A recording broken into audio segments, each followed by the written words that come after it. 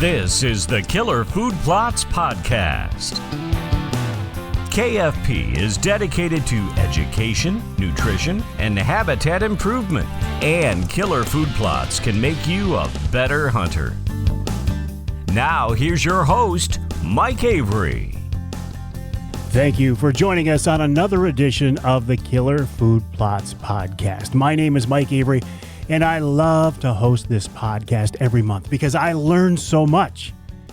I learn so much about this whole concept of improving habitat, of making yourself a better hunter, about manipulating the ground, manipulating the properties, and trying to, in some ways, increase our odds of maybe getting a shot at a true trophy buck. And after all, isn't that the goal of every deer hunter? I know it's the goal of Nick Percy of Killer Food Plots, and his goal is to make you a better hunter as well. Nick, welcome back to the podcast. How are you? I'm doing good, Mike. Thanks. It's an interesting time of year, Nick. I mean, it's right after the first of the year. This is the January edition. I feel like things are maybe slow in your world, but then I remember, no, I'm talking to Nick Percy. Things never slow down in Nick Percy's world. Not too much. We did have a little bit of a lull here during Christmas. I was really intentional about spending time with the family. As if buying a new business and moving Killer Food Plots wasn't enough, we decided to move out of our condo and bought a house. And so we did some moving during the freezing rain in between Christmas and New Year's, and we're doing some renovation stuff before we get entirely moved in. So, yeah, there hasn't been a whole lot of a lull in my schedule. So what are we doing at this point, Nick? Is it just a planning stage? I mean, we can't be out in the field here in the North Country, can we? Yeah, obviously the hunting season's over in Michigan. Some other states, Steve will allude to when he comes on. He's, Iowa's still open for 5 more days. There's some other states that go into February, well into February. So there are some people still out hunting, but for the most part, we've gathered a lot of intel during the season, right? Whether it be through trail cameras, time in a stand or a blind. We're seeing things we like. We're seeing things maybe we want to change or adjust or modify. The deer aren't cooperating like we need them to, or maybe the weather didn't cooperate, or food plots weren't what they needed to be, or we just aren't holding deer. So this is definitely a planning time of the year where we want to get our property consultations scheduled, get people on the calendar, get out, walk the ground, talk about goals and objectives, and then talk about a plan to put those things into motion coming into the end of winter for early spring so that we can have a much more successful outcome come fall of 2021. Nick, you mentioned Steve. Let's bring in Steve Noble, and I'll let you make the introduction. All right. Well, we asked Steve Noble from Maximum Outdoors TV if he would come on the podcast today. Steve, we've been working with Steve as a partner, and they've become really good friends and like family to us over the last, I think, 7 years now. And so, we're thankful for that relationship. We're thankful for that partnership. But, he's a tried and true friend. I had a pretty rough time in my 2015, and this guy really shone through and stood up and stood out to me, and we became really good friends after that year. And so we've continued to work together with Steve and his family, not only here in Michigan and the rest of his team here in Michigan, but he recently made a transition in the last few years out to Iowa to go to the whitetail wonderland out there and to be in big buck country. And we enjoy having Steve on the show to talk a little bit about, everybody just thinks that they're just a dime a dozen to shoot a 200-incher out there, and that's just not true. There's a lot of work and energy, same kind of work and energy that goes in Michigan and other states to put those deer in front of you. And so I thought it'd be a really good opportunity to have Steve on the podcast today and talk a little bit about that. Steve Noble, welcome to the Killer Food Plots Podcast. Hey, Nick. Hey, Mike. Again, it's an honor to be with you today. Thank you. Nick said something that you're a Michigan guy. You were a Michigan guy. I'm a Michigan guy. I love this state. But as a hardcore deer hunter, when you get the opportunity to move to Iowa, it's something you got to take a serious look at, isn't it? Yeah, I just started my 5th year in Iowa and growing up in Michigan. Really enjoyed that state, but started traveling about 10 years ago for whitetails and found a place in Illinois and had some great experiences. And as a guy that works in a school district as an administrator, my job continued to get tougher and tougher and demanded more of my time. And it just really started wearing on me, not being able to go and interact with big whitetail deer. And so I made the decision that I needed to work and play in the same neighborhood, and my family was on board with it. And so here we are. We're Southern Iowa. We're into our 5th year. This is the Killer Food Plots podcast. If you would like to learn more, check out the website killerfoodplots.com. That's killerfoodplots.com. You can also find them on Facebook and Instagram, and in fact YouTube as Killer Food Plots. Our guest this time around is Steve Noble of Maximum Outdoors TV. Their website, MaximumOutdoorsTV.com. Tell us, Steve, tell us a little bit more about that group, about Maximum Outdoors TV. You know, we're actually filming for our 8th season right now. We're a show that's on the Pursuit Channel. Wednesday evenings is our primetime airing at 7 p.m. You know, it started out as many that were involved with our team, but it's really just now in the last 5 years have become more about just me and my family and my very close associates. So it's my family hunting. It's Southern Iowa. It's being on our farms 365 days a year and interacting with big whitetail deer. That's what Maximum Outdoors has become. Nick, I can see why a guy like Steve Noble is very valuable for you guys, to you guys there at Killer Food Plots. Yeah, he obviously lives in big whitetail land. We do work there. We have our own leases there. Unlike Steve and his family, where now they're a resident, can hunt every year, I can only pull a bow tag every 4 years to hunt our 900 acres there. So it's a labor of love. But I know, having worked through what we did with Steve here in Michigan, they also have an Illinois farm that they've killed many of big bucks in Carnage Brasicas and KFP chicory, and making that transition to Iowa. You've got a little bit better ground even yet than maybe Illinois. You've got definitely less hunters, more, maybe even more deer per square mile there by comparison to a hunter. And it really provides some pretty cool opportunities because you can manage deer there. It's difficult sometimes, like in Michigan, we have a lot of hunters per square mile, and it makes it difficult to pass a deer here in Michigan, worrying about your neighbor not being as selective. And in Iowa, I feel like, I don't know, Steve, maybe you can correct me, because I know there are areas where they do a lot of deer pushing, deer drives, but overall, your deer can kind of settle into their home territory and not receive the excessive pressure you saw here in Michigan. 100%, Nick. You're talking about the largest hunting population in the country resides in Michigan. You do have a tremendous deer herd there as far as the population as well. But when you're talking about the amount of hunters that Michigan has, you also have the pressure that goes along with it. And therefore, it does make it a little bit more difficult to manage a herd. Here in Southern Iowa, definitely not as many bow hunters per square mile. In comparison, the data that I had looked at several years ago, you're probably talking about 8 bow hunters per square mile in Michigan as opposed to less than 1 here in Southern Iowa. The other thing that's a unique dynamic is the management practices are obviously different when it comes to the whitetail herd here in Southern Iowa. But you also got, because this is such a sought-out location, you got big blocks of timber that are controlled by folks managing strictly for whitetail. And you also have the natural resources. The state has set aside ground, large tracts of ground for public access. And there's so much of it that it's impossible, given the amount of hunters that we have here, to truly pressure that to a degree where it's detrimental to a hunter. Steve, what type of properties are you dealing with? How much land are you managing out there? Myself right now, we're really on about 400 acres cumulative. So, we don't have a tremendous amount. Our biggest tract is 310 acres, and that's that's a brand new piece that we came into this year because we lost all of our hunting ground. Every year since I've been here, we've had to turn over our hunting ground. We put a lot of time on it. We're successful when we have a chance to get into the hunting season. People take note of that, and then we find ourselves looking for property the next year because other people want to have that success as well on that ground. So our biggest piece this year is 310 acres, but I've got another piece that's strictly pasture.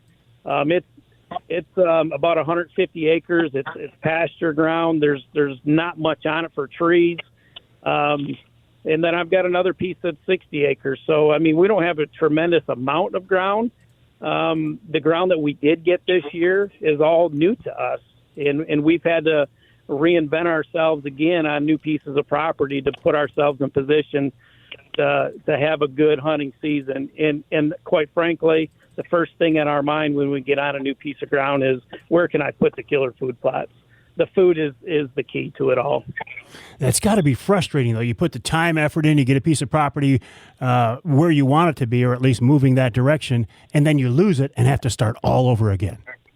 So that's really interesting, Mike. When we moved from Michigan to Iowa, the dream of mine has always been to own a whitetail farm. And we spent, me and my family, I've got 2 kids and my wife, we lived in an RV for 7 months. And we spent that time not only acclimating to a new state, but we were trying to find a farm, and we just couldn't find what we wanted. And we got to a point where we needed to settle down. And so we bought a home, a very nice home. It definitely was not on a whitetail farm.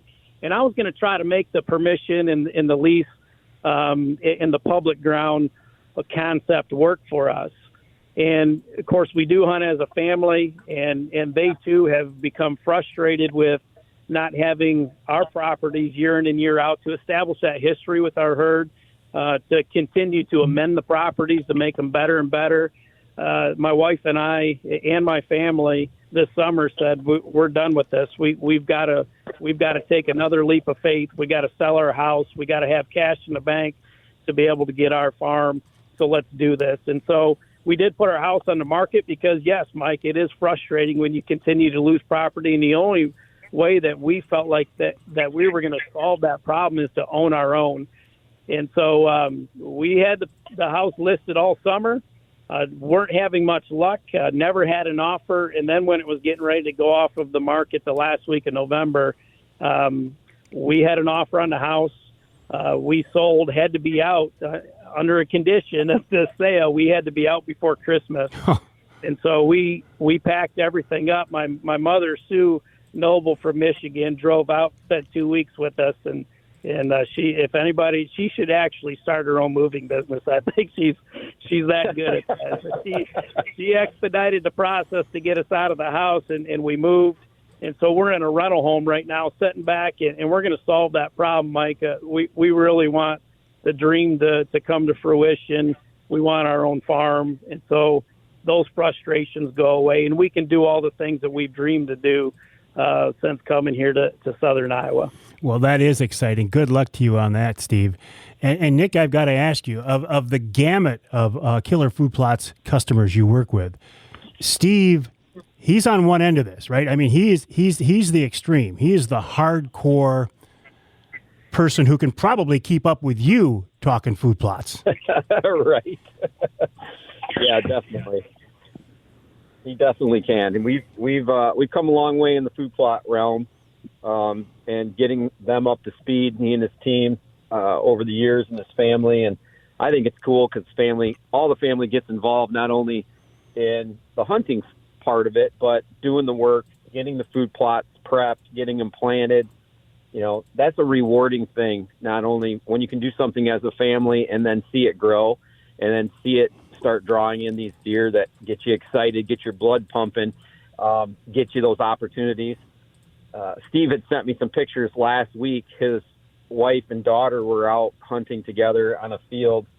I think it was the Sunday after Christmas. I think he sent me pictures. And how many different bucks and does were in that killer food plot out there? It was crazy. Yeah, there was 18 bucks, I think, out in that killer food plot. And if we're truly gonna go there, that is a huge testimony for Killer Food Plots and the food, what it does for the quality of hunting. This is the pasture ground that I was talking about. Last spring, when I had no ground to shed hunt, driving to work every day, I happened to see deer out in a pasture field quite a bit and felt like, okay, there could be some sheds out there. Let's get some permission. I had an old timer that we knocked on his door, and I said, "Can I walk your pasture?" And he said, "Yeah, go ahead and walk my pasture." And we go out there. I got my nephew from Michigan with me as well, Hunter Garza, and my son Caleb. And it's right when the pandemic had hit. So working at a school, I'm on my phone administratively trying to navigate some issues. And I got my shed hunting dog working this past year, and I look up, and he's bringing back half of a side off of a beautiful 4.5-year-old deer. And then he found the other side. It drops it at my feet. And automatically I'm thinking, okay, there's deer in this area, good quality deer. We need to try to secure permission. We developed a great relationship with this farmer. He's allowed us to hunt there this year.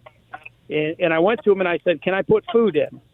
He says, "Yeah, I think we could do something." And what I did is I worked out an 8-acre piece off of the pasture where I told him that I will put food in. I will make sure that it's got clover and alfalfa in there for you to be able to harvest the next spring. But I would like to be able to have some to designate strictly for whitetails. And so we put 4 acres of the Killer Food Plots a la carte buffet out there. Carnage brassicas, crop duster, resurrection clover, and that piece of that food plot right there in that pasture next to some big timber has provided great hunting for us the entire year, even so much to a point where we just got 5 inches of snow here in Iowa. I needed to make sure that food was still working for us in our hunting setups, and I plowed off all the snow, and the deer are back in there eating every night, even to the point that Nick referenced. There was 25 deer out in the field the other night with my wife and my daughter were hunting, and 18 of them were bucks. I mean, and that says a lot if you've got those bucks out there right now, because they are depleted with nutrition. They need to go to a location where they can replenish their nutrition, and that's where they're at, is they're in that food plot. A great testament for Killer Food Plots. We got to take a break here on the Killer Food Plots podcast. Several more topics to talk about, but just a reminder, if you want to learn more about Killer Food Plots, check out the website killerfoodplots.com. You can find them on Facebook and Instagram as Killer Food Plots. We're talking with Steve Noble of Maximum Outdoors TV, their website, MaximumOutdoorsTV.com. Take a quick break and be right back.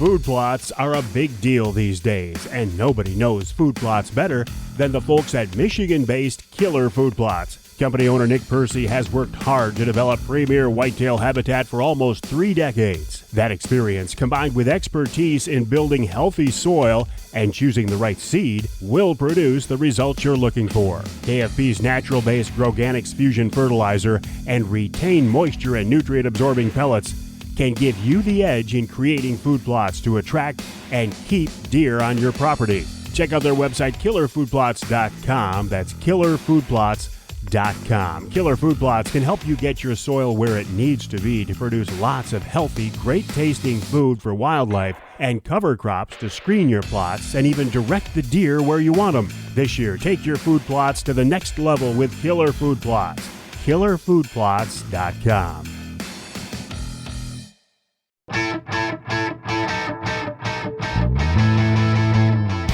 Welcome back to the Killer Food Plots podcast. This time around, of course, talking with Nick Percy of Killer Food Plots and Steve Noble from Maximum Outdoors TV. And Nick, I can see why you wanted to have Steve on the podcast this time. Yeah, absolutely. You know, like I mentioned earlier, he's a great friend. He's a great partner. Exciting to meet the challenges they've had year in and year out, losing farms, having to establish new farms, trying to get the food sources there, get the Border Patrol screening. What's really interesting to me is that Steve moved to this, giant whitetail state, and he's in the most ideal area of the state in the southeast portion of Iowa. And listening to the stories and him saying, man, I had to change my whole strategy. Food plots out here create some obstacles for us, don't they, Steve? Yeah, they do. How so? Well, the first obstacle that we had to overcome this year was a lack of rain. We went 30 straight days without any rain. And so when we designated our fall food plots to go in, you're talking about late July, that first week of August. You really want to get that established, and we hadn't had any rain. And here I want to get my food plots in and growing, and I don't have the moisture to do so. I worked up the ground. I got a little bit of moisture, but I wasn't very comfortable that it was going to be enough for those food plots to get established. But Nick's got a product out there right now that absolutely saved my season. It's called Soil Defender. And Soil Defender amends the soil to a point where the root growth is going to exponentially increase. And what happened with that for me and why it saved my season is because those plants used the moisture that was already in the soil. The soil, through the use of the product Soil Defender, which you spray on the dirt with your liquid sprayer, amended that soil to a point where it gave that plant everything it needed to get a very good, quick start to its life. And the roots grew down, got into some more moisture, and was allowed to take off. And then when we started having the cooler mornings and the dew was on the ground, even though we weren't getting any rain, that moisture from the dew was able to allow those plants to continue to grow. Had I not overcame that obstacle with Soil Defender, I don't know if I'd have anything worth even hunting over this year, because you got to have rain for things to grow. The other thing that I would say is an obstacle of our food plots here in southern Iowa, and any food plots, is you really got to make sure that your entry and exits are secure going into your food plots. And that's where your Border Patrol comes in. We screen off our entries to make sure that the deer aren't seeing us come in and they're not seeing us leave. And so if we can keep that pressure off of our food plot areas, it only helps our time and energy and money that we put into these locations to put our food plots in. It only extends it out and makes it more beneficial throughout the entire hunting season. Nick, when you envision your products in use, I think you can use Steve's examples as the way it should be done. Yeah, absolutely. Absolutely. We realized over the years that I've been doing food plots, you and I have had these conversations many, many times on the podcast and on your radio show, that there's tools lacking to be successful with food plots. And food plots are a huge tool, and they're very powerful in drawing in, attracting, and holding mature whitetails on your property. But the problem is getting over these hurdles like no moisture or poor quality soil. Here in Michigan, we have the Michigan dirty sand, I call it, right? Over in Iowa, they have some really good, rich ground. They also have clay. They also have some different scenarios depending on where you're at. Of course, Ohio is a very heavy gravel and clay type state.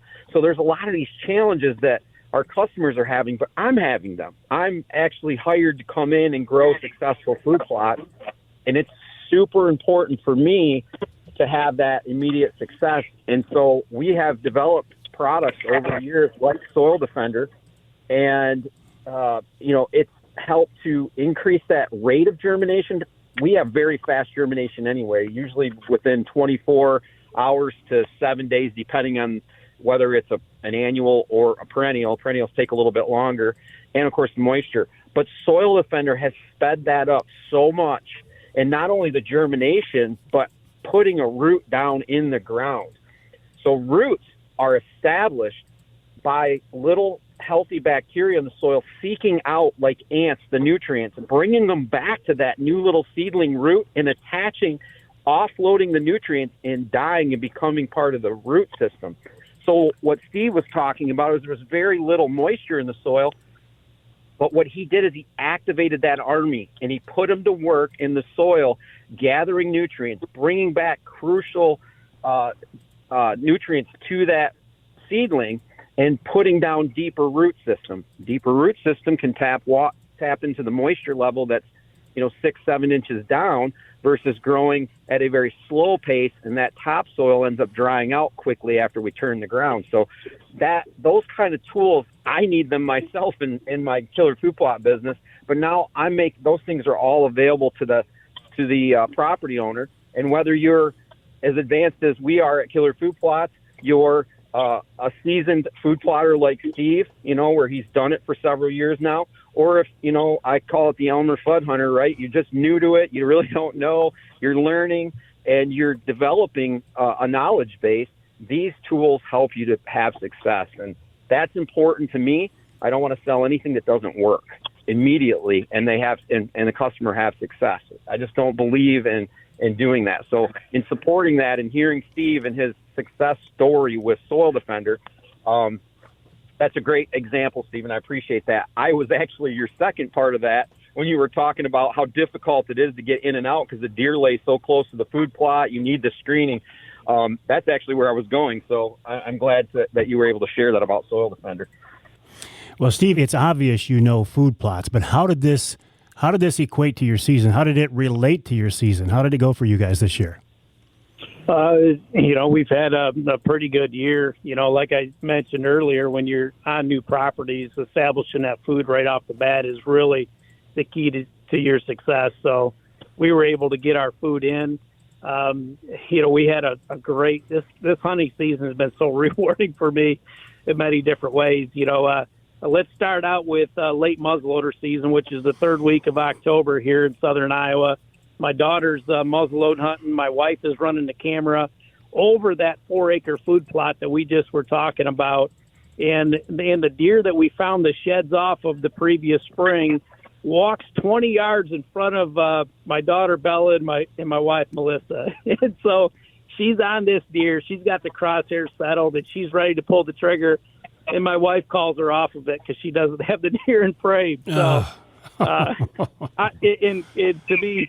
to be very clear, I'm 100% okay with the deer being shot off frame. I mean, it's more about us spending time in the woods together and having that experience than to have that production quality that high. But anyways, we cleared that up after the hunt. We'll shoot deer off frame. That's fine. But my daughter was not pleased that she got caught off of that deer. And so now we're into the sweet part of the bow hunting season. And my son, Caleb, is bow hunting this farm, and he is close with this deer. He's had many opportunities with this deer, just a little bit out of range. And he started calling that his deer, And his grandfather, Dan Woodard from Michigan, came into town, and he filmed him over Thanksgiving, and they had 3 or 4 encounters. But let's fast forward now to shotgun season rolling in. My daughter takes her U-tag that she was using during early muzzleloader, and she's now hunting this farm over this food plot with her shotgun. And her brother Caleb is filming her, and this buck walks out into the food plot, starts feeding off of the carnage brassicas, and my daughter absolutely smokes it and drops it. And I'm thinking all along, how's Caleb going to react to this? That was his deer. How's he going to react? And we had GoPros running in the tent, and my 2 kids are high-fiving and happy for each other. And I called the property owner and said, hey, get out there. They just shot a nice buck, and he was so happy for him. And my mom was still in town. Of course, we had her put to work packing, and my wife was there. They went to the farm. I was out filming somebody else, so I couldn't be there. But that's how it kind of started out with our first big deer hitting the ground. Was my daughter. I should say our second deer. I shot one during bow season. We'll get to that in a second. But to me, that right there is what it's all about, guys. We put that food plot in together as a family. We hunted it as a family. It all started with finding those sheds and developing a relationship with the property owner, getting permission, setting it up the right way, and it all came full circle. And we all got to experience together on that farm and that evening in the middle of a killer food plot, and so that was pretty rewarding. I ended up shooting my biggest deer to date, 170-inch 5x5 with the bow and arrow. And then my son the other night, just late bow season here in southern Iowa, conditions are are just right for your food to be paying off for you as a hunter. We had standing corn that we interlaced with carnage brassicas, and we brushed a 10 into that corn, and he ended up killing a very nice 6x5 with his bow and arrow the other night. So we've got Bella tagged out. Caleb's tagged out now. I'm tagged out. We've got 5 days to get my wife on the board before this season goes out. Sounds like all that hard work is paying off. Yeah, your wife works hard, not only as a hunter trying to shoot deer, but she definitely works hard behind the scenes, both at home and in the field. So, man, we're pulling for her, that's for sure. She had a heck of a season a couple years ago and redeemed herself on a great buck last year. And, man, we would love to see her repeat this year. Yeah, we're going to do our best. She had a very exciting bow season herself. She was able to have some great encounters with whitetail deer, big mature deer. But, part of her progression as a bow hunter is learning all the scenarios that can play out during the rut, during the chase phase of the rut. So her encounters with big deer this year, of course, thanks to Nick Percy and Killer Food Plots the year before, she was done on the very first hunt of bow season in 2019. So she didn't get a chance to really get into the rut last year at all. But this year, she was hunting the peak of the rut. I had big encounters with big deer. It's not always easy when you're talking about the chase phase, and that's really been her season in a nutshell. And then we had a carnage brassica plot on another farm, a brand new farm. We were hunting a deer we called the Tall 10. He's probably a mid-60s 10 point with 14, 15-inch G2s on him. Really solid deer, 5.5, 6.5-year-old. In the day after Christmas, he shed both of his sides in a carnage brassica plot. So her season got a little bit more difficult because that was the deer that she was trying to kill. But we're going to find her another one, guys. Well, I tell you what, I have really enjoyed this edition of the Killer Food Plots podcast. You guys are fun to listen to, and Steve, your stories are second to none. Thanks, guys. It truly is an honor to be able to get out here and talk to you guys, and I really enjoy talking about my family and how we were able to hunt together. And Mike, I told you this after our last podcast. I appreciate everything that you did for the hunting industry. I grew up listening to you and watching you, and have a tremendous amount of respect for you as a conservationist and an advocate for hunters. And Nick Percy, what a great friend you are of mine. You have taught me so much, and I know that a lot of our success is due to our conversations and you teaching me the ways of the food plot world, and I appreciate our friendship so much. Thanks, buddy. I appreciate that. Appreciate those kind words. It means a lot to me. Nice job, guys. And Nick, before we wrap this thing up, you and I have been talking, and we can't let the cat out of the bag too much because there's a lot of moving pieces here, but you've got some plans. You want to tweak this podcast. You want to make it even better, and I look forward to working with you on that. Yeah, I'm excited about that. Hopefully we can take it to that next level and continue to expand the educational opportunity and learning opportunity of the podcast. I tell you, all we got to do is bring Steve Noble on every month, and we got it made.